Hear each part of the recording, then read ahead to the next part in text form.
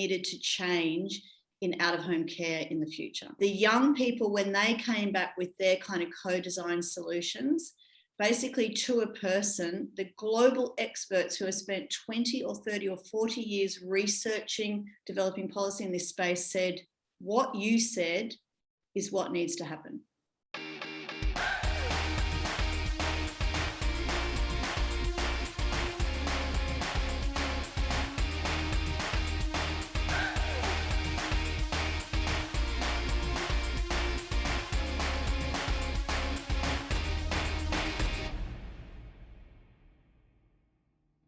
Hi there, we're your hosts, Lee and Brendan. We hope you're doing well.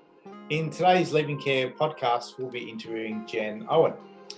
Jan has spent her career working at the intersection of individual, organisational and societal change as an innovator, influencer and thought leader. Jan has been the recipient of many awards, acknowledging her commitment to social change, children and young people and services to the Australian community. Her prior leadership roles include CEO of the Foundation for Young Australians, Executive Director, Social Ventures Australia, and also founder and CEO of the Create Foundation. So it's a privilege to have you today, Jan. So welcome. Thank you. Thanks for having me.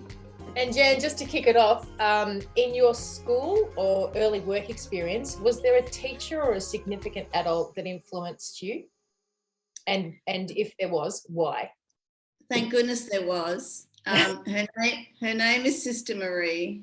I was at the last school that my parents threatened, if you fail or get kicked out of this school, because it was the third school, high school, you'll be going to that very big convent up on the hill with very high walls and barbed wire across the top. So it's like, this is your last option before basically school jail. And so I spent my whole couple of years there basically dodging school, and I would sign in and then I would kind of disappear. And most of the teachers were okay with that because I was so disruptive. So they were kind of like, she signed in, she must be here somewhere. But one teacher who was, of course, then I thought she was terribly old. I think she was like 24. One teacher who was like a new nun, because this was a Catholic girls' school. And she was young and she was doing her PhD in education. And I must say this school, which were the Brigidine sisters, were incredible because they were the order that were very committed to education. So every nun, no matter what age they were kind of doing a PhD or a master, like they were amazing educators, very, very highly educated. But Sister Marie just decided that I maybe wasn't the lost cause that everyone else had decided I was. And she just invested. She didn't try to teach me anything because clearly I was unteachable, but she just invested time. And she would just spend time with me, and she would, just if she would see me sort of sitting outside the school gate when I was meant to be inside the school gate, she would come and just sit next to me. And I think she also was a bit of a buffer between me and like the school system, which was pretty annoyed with me most of the time. And every idea I had, because I was one of those kids that actually did nothing academically, but actually did a bunch of things non-academically for my school, which also benefited the school. So she kind of very much encouraged that. So I got to finally, my school, after like 30 years, invited me back, which I thought they would never invite me back, but they did invite me back to do the speech night, speech. Yeah. And Sister Marie, who had left the school a long time ago as well, we both went to Brisbane, where I had grown up. I was in Melbourne then. She was also in Melbourne by then. And she was in the audience, and I got to honour and thank her in the most profound way for the values of kind of integrity and kind of sticking with people and being just that person that just held those values just every day in every way, and held them for me in a very real way. And she was sitting in the front row, and it was all very, I feel emotional thinking about it now, actually, because she was amazing. Yeah. And so, we met each other a long time later, and then I realized she's not that much older than me. Which is so weird when you're a teenager, like everyone older than you is like ancient. It is so true. Yeah, no, I think she was like 24-year-old amazing young educator. Yeah. What an impact, Jan. Wow. What an impact. That's incredible. So somebody like her who took the time to sit with you, even though everybody else had given you the whole wide berth, thinking that and then it just took that one person. Yeah, and I've always thought that about, children, young people in care, but I've just always seen that story as well, that actually it was one person, just one person that stuck, and you have to stick with them. It's not like it was never kind of I think for people who maybe have had sort of, more normalized upbringings, that people coming in and out of your life is sort of fine, and you might go, oh, I met that person, they're amazing. But actually, if you haven't had that, then the one person who sticks with you, who stays with you through thick and thin, is everything. They are everything to you. And they could be the school bus driver for all I care. They don't have to be some amazing qualified PhD. Yeah. They could be a young teacher. They could be a volunteer or a mentor. Yeah. But I've heard it over and over again, Lee and Brendan. It's just always stuck with me. It's like that one person. Yes. Yeah. That's so meaningful, isn't it? Yeah, because we've heard that with a couple of young people that shared with us on the podcast, but that we know of, and who stuck with us, said there was that one person, that one leaving care worker, or that one person that was a mentor that took me out for dinner. And Exactly. and thank you for that. And wow, that was great. I think that leads to sort of a question later on, but I want to ask you about youth empowerment, because that was my next question. But can you tell us about youth empowerment, and when it's done well, what's it look like? Because we'd love to learn from you coming into that, wouldn't we? Yes, I think I was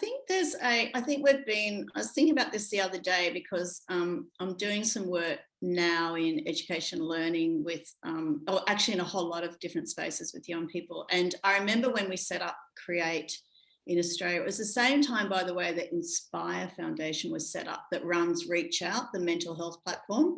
So right. Jack Heath and I were very much considered these very kind of maverick outliers. Like, how on earth and who do you think you are that you are asking young people themselves for their view? Yeah. So this was, and we were, honestly, it was, although there was rhetoric around it, there might even have been some policies about asking young people, but definitely nobody was enacting them. And Jack and I used to sit there and say, we are in so much trouble. But I was fine with that, because I spent my whole life in trouble. I think Jack might not have spent so much time in trouble. He's like, how come I'm in trouble?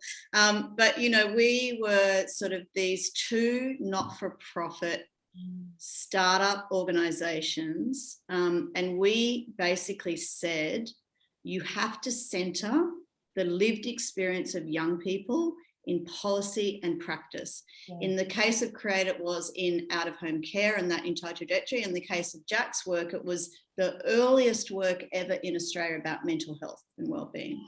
Oh. And so I'm really grateful actually that I met Jack very early, because that journey that we went on, particularly when particularly government officials were very, very, very dismissive, we actually could share with each other. And I think that alleviated that sense of like, are we crazy? And that kind of distant loneliness of the startup founder, because we were going on similar trajectories and similar paths. And then I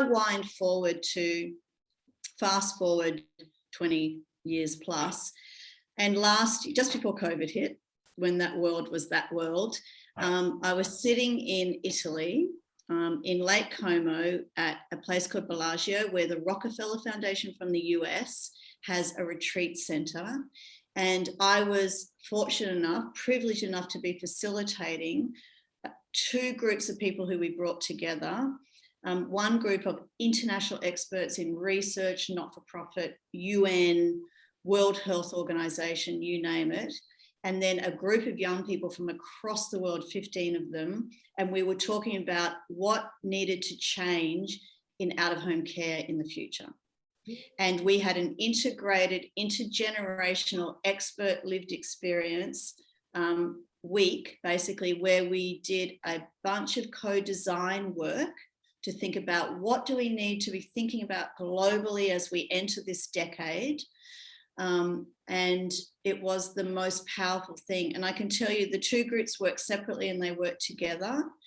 The young people, when they came back with their kind of co-design solutions, basically to a person, the global experts who have spent 20 or 30 or 40 years researching, developing policy in this space said, what you said is what needs to happen to the young people.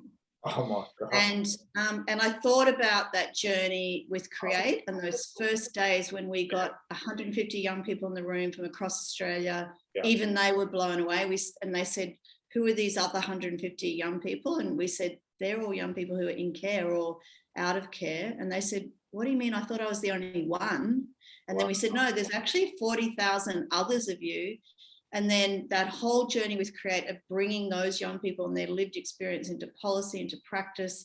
And then fast forward to Bellagio, Lake Como in Italy, with young people from around the world talking about care in the future, because care in the future also has a level of complexity. So for instance, we were talking about climate migration and how young people will find themselves without parents through the process of whole geographies, islands and places that are very threatened by climate change, and find themselves in situations where they actually are not with their parents. And what will have to happen and what will that mean for a generation of young people coming into kind of care from a very different perspective? Absolutely, from the effects of climate change. Wow. So that shows the importance of young people and their voice.